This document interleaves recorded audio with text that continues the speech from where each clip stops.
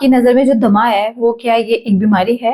हाँ, दमा बीमारी बना दिया गया, क्योंकि अगर हम नजला जुकाम और फ्लू को न दबाते तो यकीन करें ना निमोनिया बनता या दमा करता। दमा की यही एक रीजन है कि अगर गलत इलाज सिर्फ यानी कि फ्लू का और चेस्ट इन्फेक्शन का, क्योंकि अभी तक देखिए ऐसा हो सकता है कि यहाँ से बलगमी रतूबात जाए ही ना तो फेफड़ों में, तो फिर कहाँ से दवा बनेगा? नहीं। हाँ, एक चीज और है, ये तो बलगमी रतूबात वाला था। एक चीज और है कि अगर हमारी सिक्रीशंस बलगमी रतूबात जो जितनी होनी चाहिए, ये तो लेवल बढ़ के आपने डिस्कस किया। दूसरा, अगर लेवल कम हो गया बलगमी रतूबात वाला, अच्छा, तो फिर हमारे फेफड़ों के अंदर ड्राइनेस शुरू होगी। ओके, ठीक है।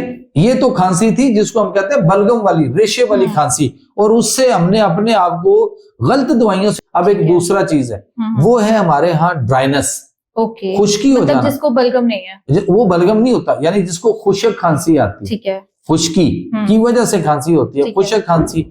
अब वो खुशक खांसी में खांस रहे, फिर वो खुश्की बढ़ते बढ़ते उसके फेफड़ों तक चली गई और फेफड़ों में खुश्की हो गई।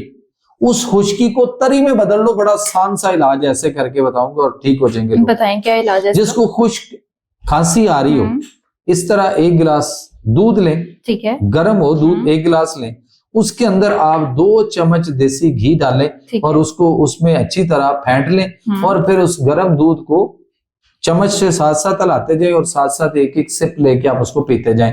अच्छा। जैसे ही ये देसी घी चिकनाई है, तरी है, जैसे ही आपके गले में और नाली में से वहां जाएगी, मैदे में पहुंचेगी और वहां से आगे वो तरी दूर तक फैलेगी, तो आपकी खुशक खांसी का इलाज जो है वो घर बैठे इन तरीके से मुफ्त में आसानी के साथ हो जाएगी। लेकिन अगर आप खुशक खांसी के लिए डॉक्टर के दरवाजे पे चढ़ गए और उसने आपको एंटीबायोटिक पे लगा दिया, फिर साथ स्टीरॉइड पे भी लगाएगा और फिर आप दमा के मरीज बना दिए जाओगे। एक नंबर 2, फेफड़ों में खुश्की जा पहुंची थी तो यही तरी आपने पैदा करनी है। मुझे ये बताएं, चेहरे पे ड्राइनेस हो क्या करते हैं?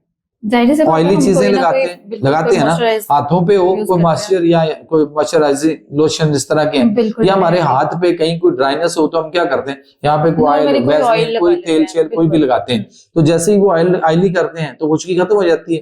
यही खुश्की आपकी सांस की नाली में, खुराक की नाली में, आपके अंदर तक मैदे में और बहुत फेफड़ों में खुश्की हुई पड़ी, आप उसको तरी में बदल लो यार, तरी में बदलोगे आप ठीक हो जाओगे। वरना खुश्क खांसी फिर उसका खुश्क दमा बनेगा और आपके जो फेफड़े हैं उनके अंदर जो नालियां हैं, उनके अंदर ब्रोंक्यूल्स जो है, बारीक नालियां, उनके अंदर भी लुब्रिकेशन तो रहनी चाहिए ना वहां।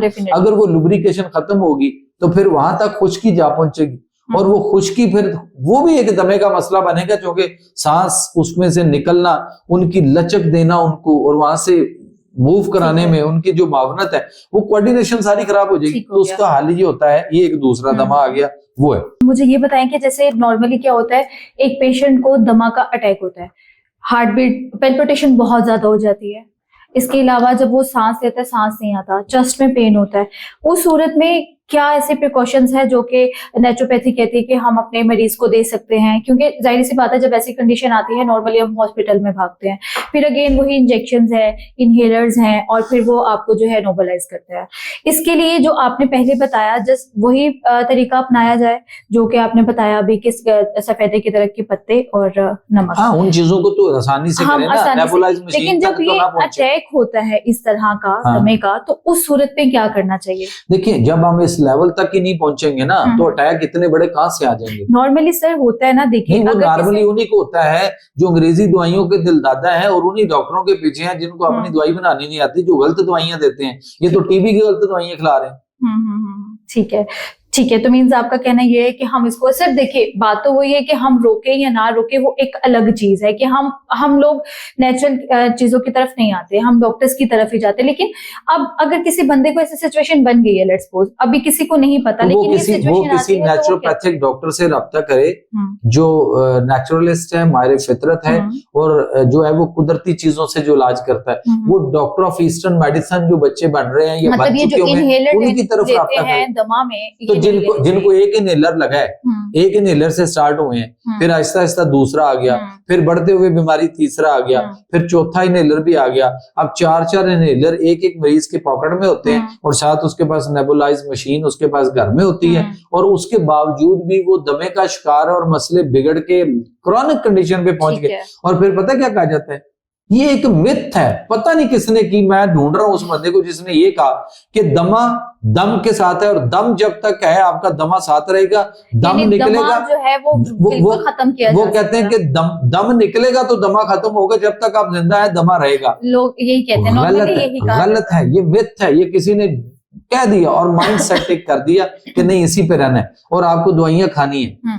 एक आपको दवाइयां खाने पे फोकस कर रहा है। अब लोगों में 2 तरह के लोग हैं इस वक्त, एक वो जो मानते हैं और एक वो जो नहीं मानते। ठीक है। यानी एक बिलीवर है और एक नॉन बिलीवर है। 2 दुनिया में लोग हैं। जो बिलीवर होगा वो ठीक रह जाएगा, जो नॉन बिलीवर है अगर उधर ही रहा तो फिर उसके जो मसाइल बनने हैं वो उसको पता है। आखिरी स्टेज तक जा पहुंचे और दमा की जान नहीं छूट रही। दमा चंद महीनों में दमा खत्म हो सकता था, हो सकता है। पहली बात तो यह है कि दमे तक हम जा ही नहीं सकते, निमोनिया तक जा ही नहीं सकते। जब वो फ्लू नजला जुकाम हुआ, हम फिर रिमाइंडर वही पीछे से आते हैं जहां से हमने स्टार्ट लिया था। अगर हम इसको ना रोकते तो क्या हम इस लेवल तक पहुंचते, और उसके बाद हम गलत इलाज करते करते यहां तक पहुंचे। ठीक है, जिन मरीजों को भी दमा है वो बेफिक्र हो जाए, डॉक्टर साहब ने कह दिया ठीक हो सकते हैं, अब इसमें ऐसी कोई परेशानी वाली बात नहीं है। सर इनहेलर से नेबुलाइज मशीनों से जान छूट सकती है, ठीक है, ठीक हो सकते हैं। और ये अच्छा, फिर उनमें इतने बेचारे वो पिचके पड़े हैं, उनका जिस्म हड्डियां ऐसे निकली पड़ी हैं, रेशा खा गया उनको। अच्छा, इसके लिए कुछ स्पेसिफिक टेस्ट भी होते हैं कि हम टेस्ट करवाएं, क्योंकि कौन से टेस्ट इसके लिए ज्यादा इंपॉर्टेंट है, ताकि क्योंकि अगर एक बीमारी को आपने रोकना है, फिर चाहे वो एलोपैथी तरीके से रोक रहे हैं आप या नेचुरोपैथी तरीके से। नहीं, एलोपैथी रोकती नहीं, एलोपैथी बढ़ाती है, बिगाड़ती है और बहुत सारी बीमारियों का और सबब बनाती है। ठीक है। नेचुरोपैथी है जो फितरत और नेचर के करीब लेके आती है, बीमारी से निकालती है, जान छुड़ाती है, दवाइयों से जान छूटे। नेबुलाइज मशीन तुसी चुक के मारो के ये वो रेडी वाला नहीं होता, वो जो आवाज लगाता है कि पुरानी चीजें दे दो, वो आप उसको बेचेंगे इंशाल्लाह अल्लाह के फजल से। दूसरी बात ये है कि इसमें एक और, इसमें आप उसका चेस्ट एक्सरे जो है वो ये व्यू करवा लें, वहां से पता चल जाता है। दूसरी बात यह है कि तबीब जब उसकी नब्ज पे हाथ रखता है ना, तो ये 3 उंगलियां 4 जब उसकी नब्ज पे रखता है तो वहां से उसको पता चलता है ये बलगीर बात वाला है, कैसा है, क्या है मिजाज। अच्छा, यानी कि से आप यहाँ से पता कर सकते हैं कि किस वजह से क्या रीजन है।